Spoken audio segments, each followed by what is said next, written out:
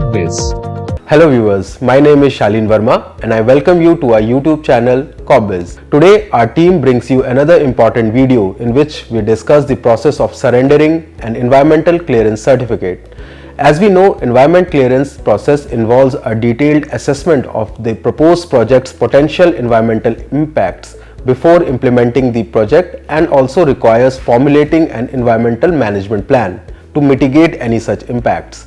But surrendering a prior environmental clearance received is an entirely separate process. The certificate must be surrendered only to the authority that issues the certificates in the first place, that is the Ministry of Environment, Forest and Climate Change or the State Environmental Impact Assessment Authority.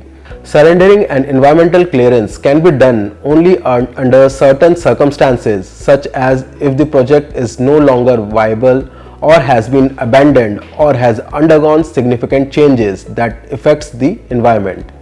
Let's understand the circumstances in which surrendering prior environmental clearance is permitted. First case is when the project is no longer viable. If the project has become financially unfeasible or any other factor makes it impossible to implement the project, the proponent may opt to surrender the environmental clearance. The next case is if the project has been abandoned.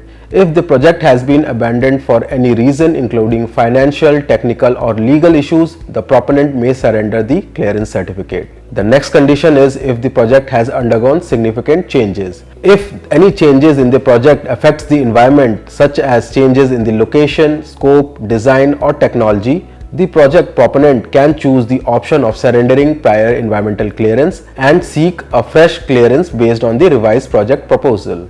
Next condition is when the project is causing significant environmental damage. If the project causes significant environmental damage or is likely to cause such damage in future, the project proponent may opt to surrender the clearance certificate as a reliable measure to prevent future harm. Lastly, if the project is violating any environmental regulation, the proponent may surrender the clearance certificate as a corrective measure. It is, however, important to note that surrender of environmental clearance should be considered as the last resort after exploring all other options. The project proponent should seek experts' advice and carefully evaluate all relevant factors before surrendering the environmental clearance. So, let us understand the stages of this process one by one. At the first stage, the project proponent must submit a written request to surrender the environmental clearance to the concerned SEIAA or the MOEFCC. The request must include a detailed explanation of the reasons to surrender and any relevant supporting documentation. At the next stage, the concerned authority will examine the request and may seek additional information or clarification form from the project proponent. At the next stage, if the request for surrender is found to be in order, the authority may issue a notice to the project proponent specifying the terms and conditions to surrender the EC. The project proponent must comply with all the conditions specified by the authority and submit a compliance report within a stipulated period.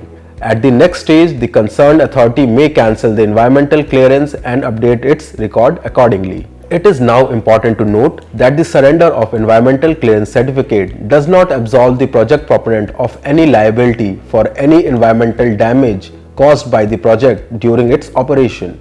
The project proponent must still take all necessary measures to mitigate adverse impacts and comply with other applicable environmental regulations.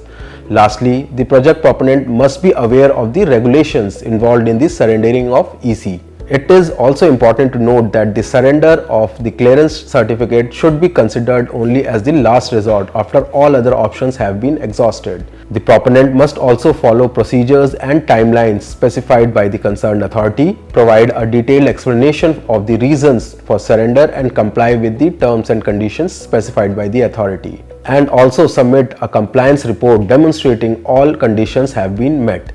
Also, the proponent must still take all necessary measures to mitigate any adverse impacts and comply with other applicable environmental regulations so that all the procedural formalities are met and the proponent is not made liable for any damages afterwards. At CorpBiz, our network of certified consultants can help you in this process. You can connect us through our contact information provided below with your queries. That was all for this video. See you in the next video. Also, you can stay tuned to our channel by subscribing it and support our work by liking and sharing our videos. Thank you for watching.